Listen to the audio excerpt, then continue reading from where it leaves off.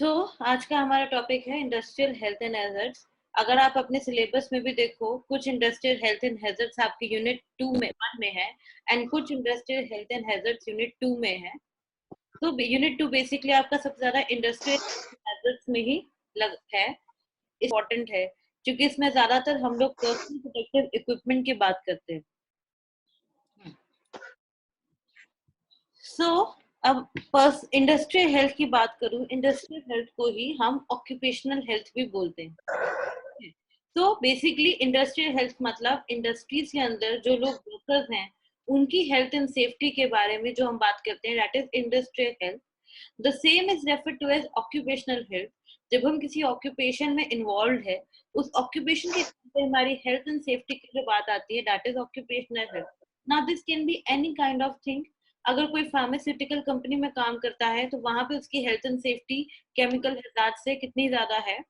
अगर कोई chemical factories में काम करता है तो वहां पे हेल्थ एंड सेफ्टी कितनी ज्यादा है।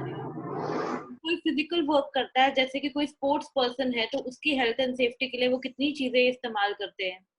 अगर हम बात करें आपके ये क्या कहते हैं, जो मैंने पिछले लेक्चर में भी आपसे बात करी थी, कोई ऐसी फैक्ट्रीज जहाँ पे सिलिकॉन का काम होता है, एस्बेस्टोसिस का काम होता है, शुगर का काम होता है, शुगर रिफाइनिंग का, वहां पे इन लोगों को वो जो पाउडर डस्ट आती है उससे कितना हेल्थ एंड सेफ्टी इनका रहता है। ये सारी चीजें आपकी इंडस्ट्रियल एंड ऑक्यूपेशनल हेल्थ के अंदर आती हैं। इसके अलावा एक बहुत इंटरेस्टिंग फिनोमेना जो फिजियोथेरेपिस्ट के लिए इम्पोर्टेंट है, that is ergonomic hazard. Ergonomic मतलब बेसिकली आपने पेशेंट के पोस्चर, उसके मैकेनिकल हैजर्ड्स का ध्यान रखना है। ये भी एक तरह का इंडस्ट्रियल हेल्थ हैजर्ड है, ये भी एक तरह का ऑक्यूपेशनल हेल्थ हैजर्ड है, जिसमें पेशेंट किसी ऐसी चेयर पे सारा दिन बैठा है स्ट्रेट अवे फ्रॉम 9 to 5, जिससे उसकी बैक में प्रॉब्लम आ रहा है, या पेशेंट सारा दिन स्टैंडिंग जॉब में है, या पेशेंट सारा दिन इस तरह की जॉब में है जिसमें उसकी बैक एंड लेग्स बहुत ज्यादा पेन करने लगे due to the sitting posture.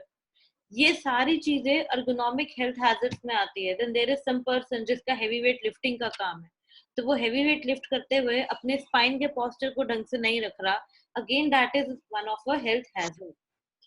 So occupational health deals with all aspects of health and safety. It refers to the identification of the risks and control. सिर्फ risk को identify नहीं करना, उनको control भी करना है, arising from physical, chemical, other workplace hazards in order to establish and maintain a safe and healthy working environment. ठीक है? Yes, ma'am.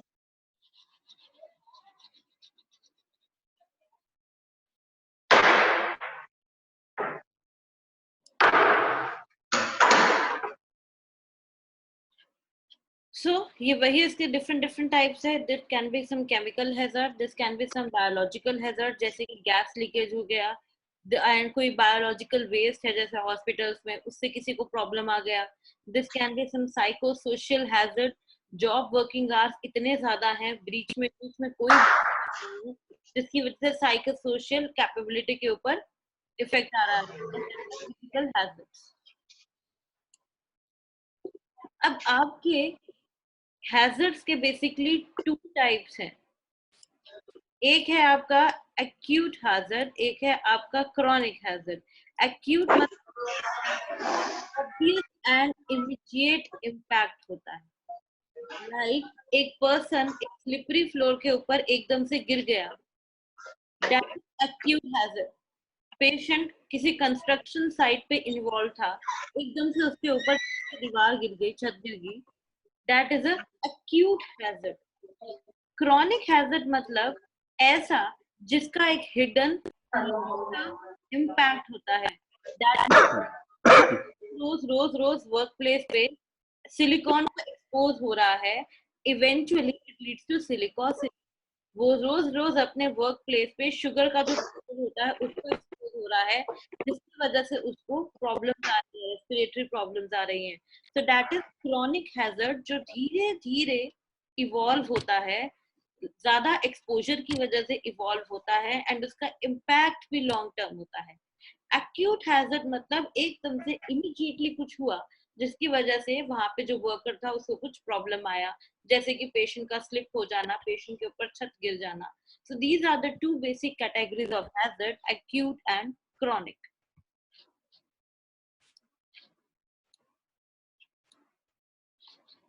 समझ आया? Yes, ma'am.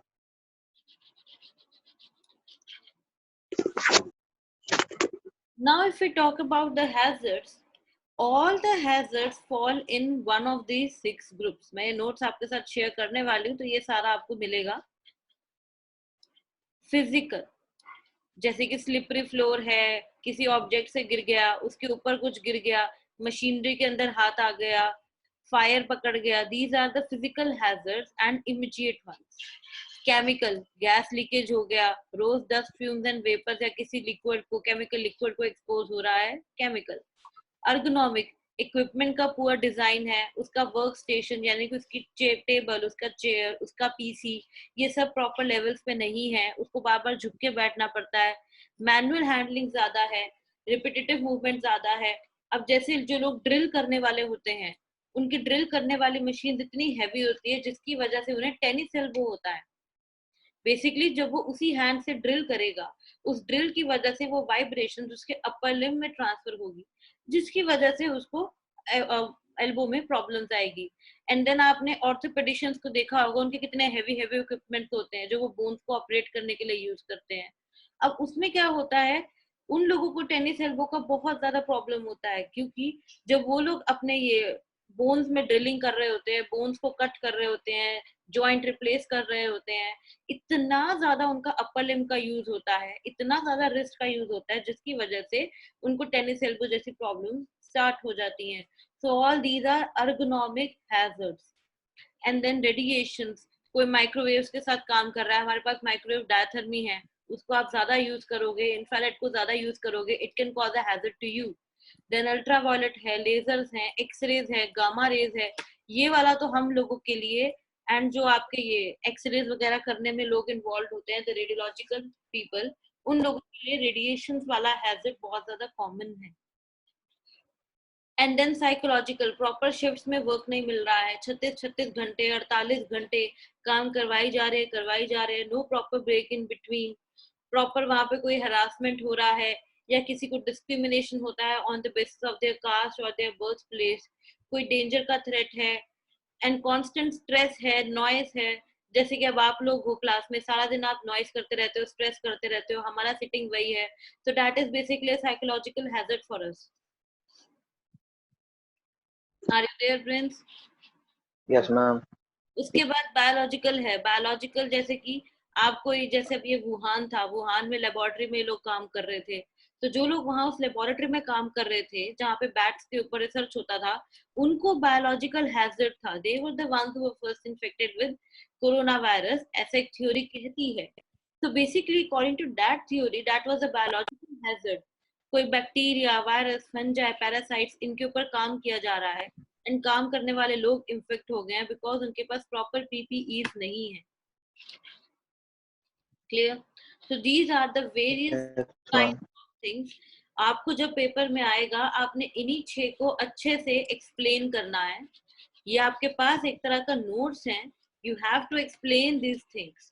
आपको अगर ये नाम अच्छे से पता है कि क्या क्या मतलब है, तो obviously you can write it in your own.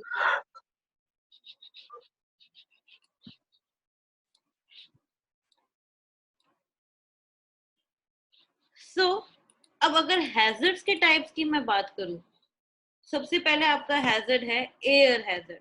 अब मैं सारा पढ़ने नहीं वाली हूँ, जस्ट आपको शॉर्ट में पढ़ाऊंगी इन द ब्रीफ. या तो कुछ पर्टिकुलेट मैटर है या गैस कॉन्टामिनेंट है, जैसे कि डस्ट है, that is a particulate matter. Mist है, एरोसॉल्स का आपने सुना होगा, ग्रीन हाउस इफेक्ट आता है. ये एरोसॉल्स आपको aerosol sprays, deodorants, perfume sprays, इनके अंदर मिलते हैं. एसीज के अंदर एरोसॉल्स होते हैं, रेफ्रिजरेटर्स में एरोसॉल्स होते हैं. ये सब जाके आपके ओजोन गैस डिप्लीशन कराते हैं एंड ग्रीन हाउस इफेक्ट को बढ़ावा देते हैं. वैसे ही आपके ये डस्ट है, किसी को डस्ट एलर्जी होता है, फ्यूम्स आ जाती है, किसी को धूप जलने से, माचिस जलने से किसी को स्नीजिंग स्टार्ट हो जाती है. So all these are air contaminants. अब जहां पे भी कंस्ट्रक्शन का वर्क होगा, जहां पे पत्थर वगैरह को क्रश किया जा रहा होगा, ग्राइंड किया जा रहा होगा, ये मेटल, कोल, वुड, इन सबको ग्राइंड किया जा रहा होगा। या फिर जहाँ पे भी गैस का काम होता है, जैसे कि थर्मल प्लांट्स होते हैं, वहां पे गैस लीकेज इतना ज्यादा हो जाता है तो कॉल्ड फ्यूम्स। ठीक है, तो ये सारी चीजें aerosols, these are a form of mist. तो basically dust, fumes and mist, ये तीन जो चीजें हैं, these are the main air कॉन्टामिनेंट्स।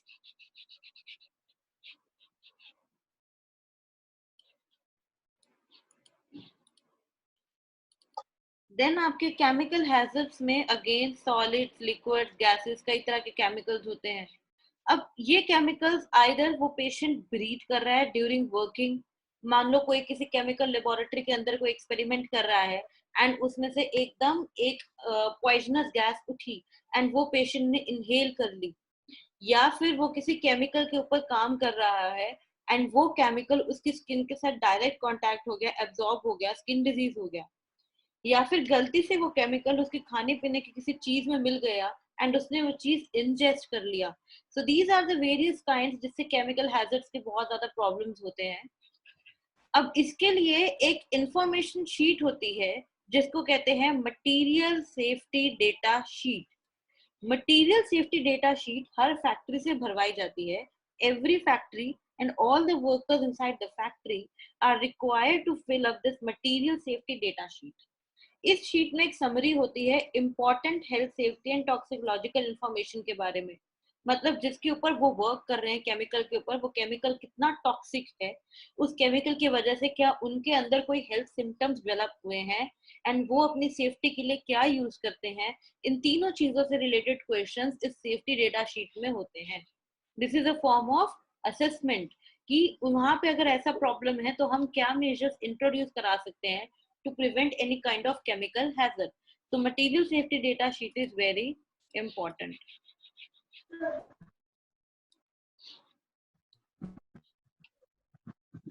Then biological hazard में मैंने आपको अच्छे से बता दिया, laboratory and medical personnel, how the persons who are working in the laboratories, they are infected by bacteria, viruses and fungi and वो खुद ही किसी तरह के disease का शिकार हो जाते हैं।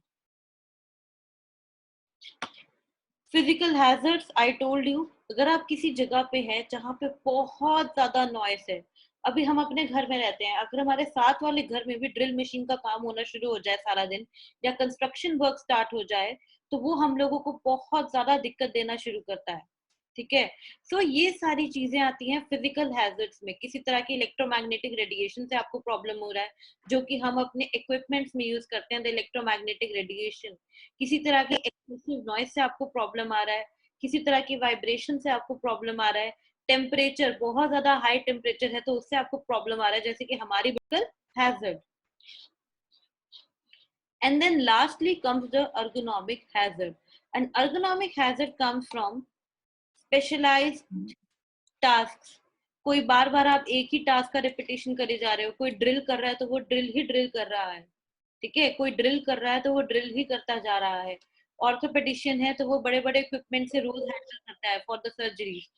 या फिर जो कंप्यूटर पे सारा दिन लोग बैठते हैं, वो सारा दिन कंप्यूटर में बैठने की वजह से उनको आई स्ट्रेन हो। लिफ्टिंग का जिसका काम है, जैसे कि कूली है, बार बार हैवी वेट लिफ्ट करेगा तो उसको शोल्डर में प्रॉब्लम आएगा।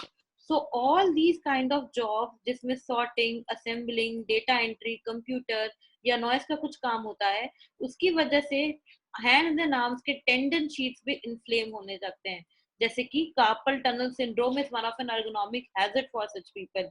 Second ergonomic hazard for such people is your tennis elbow.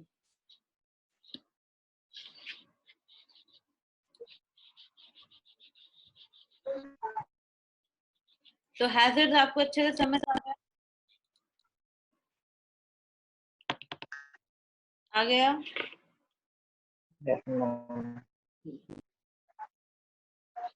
So ये सब थी आपकी डिटेल में बात, what kind of hazards are there. If you will look at your syllabus, one and two दोनों में डिफरेंट डिफरेंट हैजर्ड के नाम लिखे हुए हैं। Mechanical, chemical hazard, occupational hazard, ergonomic hazard and all.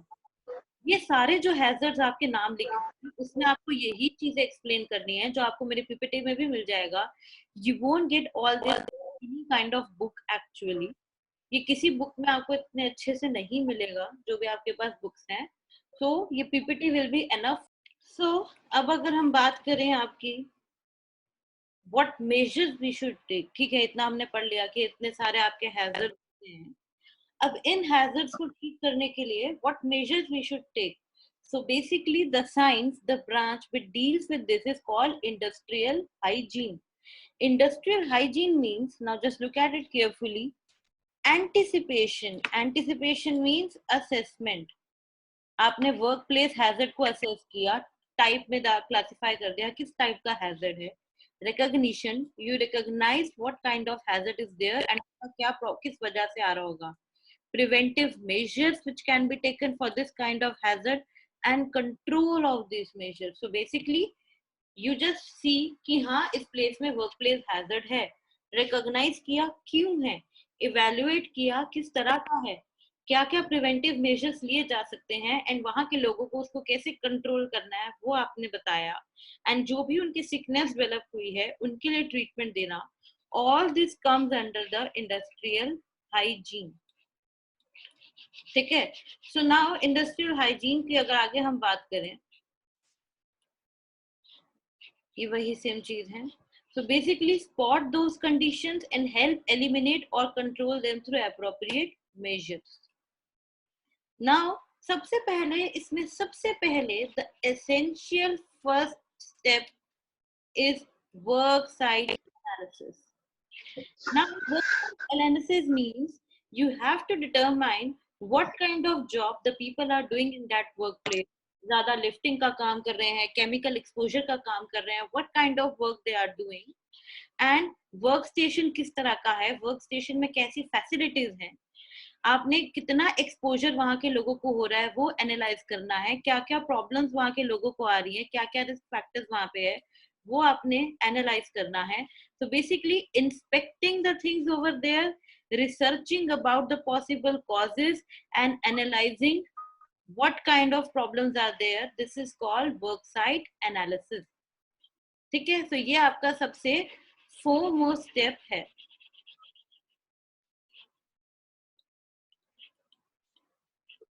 इसके बाद है recognizing and controlling. Once you have inspected, once you have analyzed the work site in detail, now you have to recognize and control the hazard, ठीक है।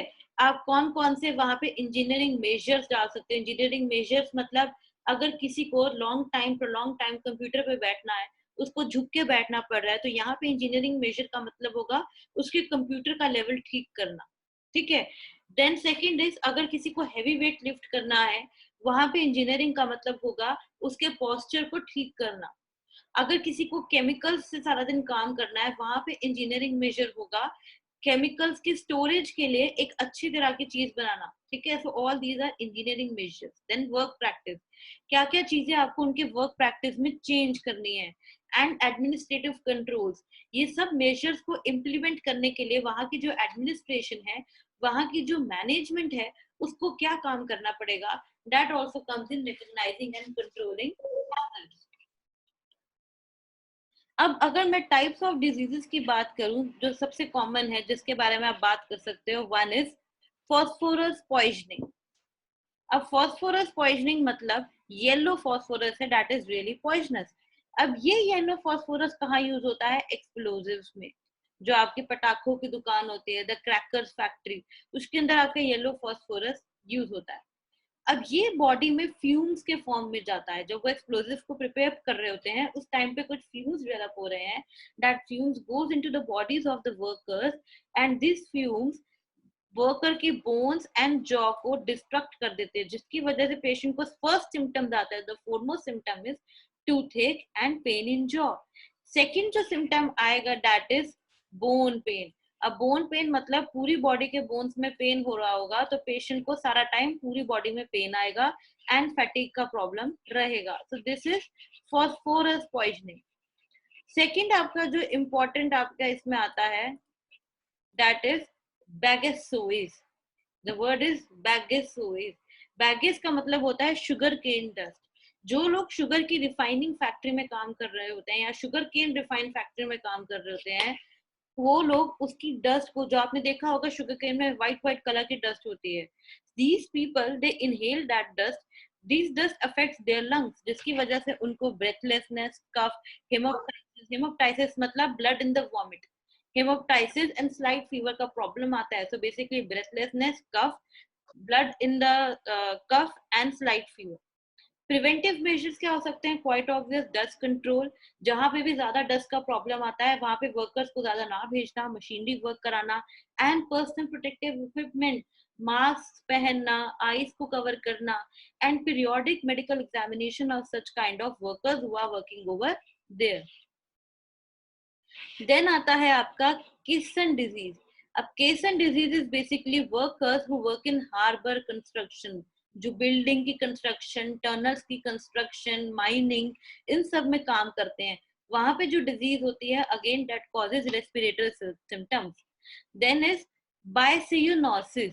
बायसियोनोसिस means inhalation of cotton fiber. This one occurs in the persons who works in textile industries, जहाँ पे cotton thread की weaving and yarn develop होता है, वहां पे आता है आपका byssinosis. And then skin diseases. Skin diseases उन लोगों में बहुत कॉमन है जिनका केमिकल हैंडलिंग का काम बहुत ज्यादा है.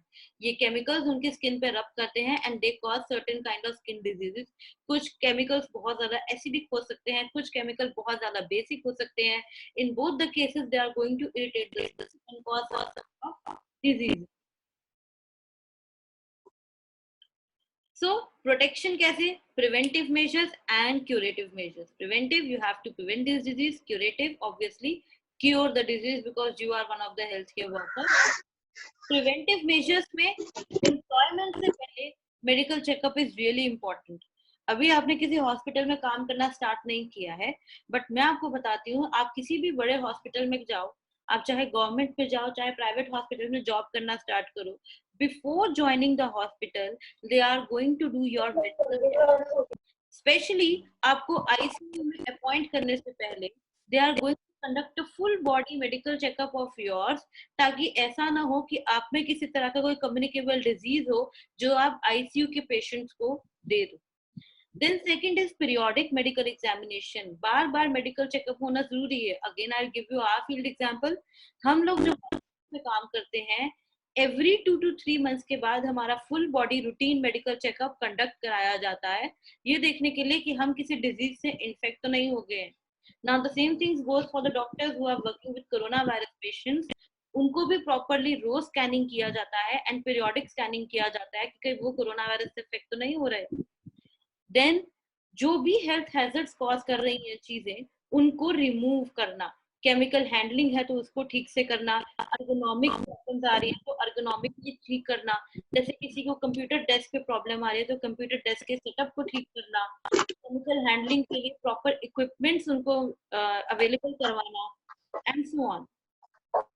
Training of the first aid personal and education of workers in health and hygiene. आजकल सारी फैक्ट्रीज में इट्स रियली इंपॉर्टेंट कि वो एक फिजिशियन को अपॉइंट करे जो टाइमली वहां पे आके चेकअप करे एंड लोगों को एजुकेट करे. Even I have also be involved in such kind of camps जहां पे मैंने डिफरेंट डिफरेंट अवेयरनेस फैलाई है अबाउट द अर्गोनॉमिक्स. तो ये सब क्या है? बेसिकली वी आर, हाँ, पहले हमें किया जाता है कि आपने फैक्ट्री के वर्कर्स को क्या ट्रेनिंग देनी है, फिर हम हेल्थ केयर वर्कर्स आगे जाके फैक्ट्री के वर्कर्स को ट्रेनिंग देते हैं. सो this is a really important thing which has been adopted by each and every small and big factory now. And then emergency treatment for accidents. Proper emergency care kits आपके factories में होनी चाहिए ताकि वहां पे जो भी एक्सीडेंट्स हो उनको फर्स्ट एड ट्रीटमेंट मिल सके. Curative measures.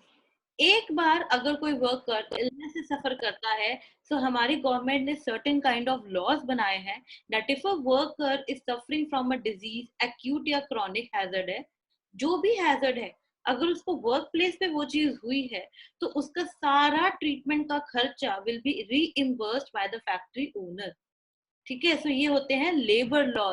सेकंड, वुमेन की रिस्ट्रिक्शन है. कुछ आवर्स में, कुछ प्लेसेस में वुमेन को नहीं डालते क्योंकि वुमेन की इम्यूनिटी कंपैरेटिवली थोड़ी बहुत लो होती है. Protection for the young persons, provision of first aid and ambulance services, and cleanliness, human waste disposal, ventilation, temperature, dust, lighting, इन सब के लिए रेटिंग प्रोविजंस दिए जाते हैं। प्रॉपर गाइडलाइंस इशू की जाती है बेटा सबके लिए कि आपने कैसे क्लीनलीनेस मेंटेन करनी है, जो आपका केमिकल रिलीज है उसको कैसे डिस्पोज करना है, जो फैक्ट्री वेस्ट है उसको कैसे डिस्पोज करना है, कैसे वेंटिलेशन, कैसे प्रॉपर टेम्परेचर मेंटेन करना है, डस्ट एंड लाइटिंग से प्रोटेक्ट करने के लिए कौन से पर्सनल प्रोटेक्टिव इक्विपमेंट आपने अवेलेबल कराने हैं। All these are preventive measures. And in the last look at this flow chart. अब इस फ्लो चार्ट में अगर आप देखो कंट्रोल्स के बारे में बात कराई गई है। जितने भी मेजर्स मैं बता रही हूँ preventive and curative, this has to be applied at the engineering level, at the administrative level, and the personal protective equipment. First of all, अगर किसी इंडिविजुअल को किसी भी ऑक्यूपेशनल हैजर्ड से बचना है, उसको इंडिविजुअल लेवल पे अपने आप को सबसे ज्यादा प्रोटेक्ट करना पड़ेगा, जिसके लिए पर्सनल प्रोटेक्टिव इक्विपमेंट काम आता है। आजकल आपने सुना होगा, ये बहुत ज्यादा सुनने में भी आता है हमें न्यूज में, personal protective equipment really important for the health care workers, for the police people, for the workers जो गार्बेज वगैरह कलेक्ट करते हैं, इनके लिए पीपीज बहुत इंपॉर्टेंट है। क्यों? दिस इज समथिंग जो उनको इंडिविजुअल लेवल पे किसी भी तरह की डिजीज या ऑक्यूपेशनल हैजर्ड से प्रोटेक्ट कर रहा है। अब इसमें आते हैं कई तरह के ग्लव्स आते हैं, गॉगल्स आते हैं, प्रॉपर शूज आते हैं। अभी प्रॉपर शूज जो आपको अंदर चीजों से बचाएं, एंड देन प्रोटेक्टिव क्लोथिंग आती है। ये सारी चीजें डायरेक्टली वर्कर ने पहननी है, इससे वो अपना 70% रिस्क रिड्यूस करता है। Then comes the administrative control. Administrative control में जो वहाँ की एडमिनिस्ट्रेशन है, जो वहाँ की मैनेजमेंट है, वो लोग सर्टेन पॉलिसीज बनाते हैं, सर्टेन प्लान बनाते हैं, ट्रेनिंग प्रोग्राम्स ओरिएंट करते हैं for the workers working over there. ठीक है, तो वहां के वर्कर्स को पहले वो ट्रेन करते हैं how to work and how to prevent hazards. उसी तरह से वो उनकी शिफ्ट डिसाइड करते हैं कि कितने इंसानों को 4 घंटे के लिए बुलाना है, किसको 4 घंटे के लिए बुलाना है, बीच में कितना ब्रेक लेना है, एंड सो ऑन। क्योंकि हम नहीं चाहते कि हमारे यहाँ पे जो वर्कर काम करे उसको किसी भी तरह का फिजिकल केमिकल हैजर्ड हो, उसको किसी भी तरह का साइको सोशल हैजर्ड हो। सो एक वर्कर के लिए पीपीईज के अलावा उसको हैजर्ड से बचने की ट्रेनिंग देना, वर्क को कैसे एग्जीक्यूट करना है उसकी ट्रेनिंग देना, सारे जितने भी आपके शिफ्ट्स हैं उनके बीच में प्रॉपर ब्रेक्स देना, that's really important. Engineering controls में आपका आता है इंजीनियर आउट द हैजर्ड, मतलब केमिकल्स को कैसे प्रोटेक्ट करना है, केमिकल्स की स्टोरेज, केमिकल्स का ट्रांसपोर्ट, गैसेस को कैसे स्टोर करना है, ठीक है, कैसे आपने वेस्ट को डिस्पोज करना है, बेटर वेंटिलेशन देना है ताकि फ्यूम्स एंड डस्ट ज्यादा कलेक्ट ना हो। all these things come under engineering controls. So one is the individual level, that is personal protective equipment. Second is the administrative controls that comes over the management of the factory. And third is engineering control कि वहाँ पे structurally क्या changes लाने हैं, that comes in engineering